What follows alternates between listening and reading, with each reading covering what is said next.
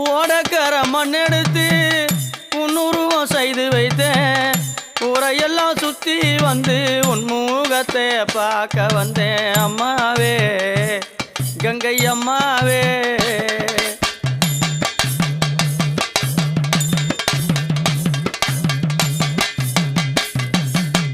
நாம் பாடும்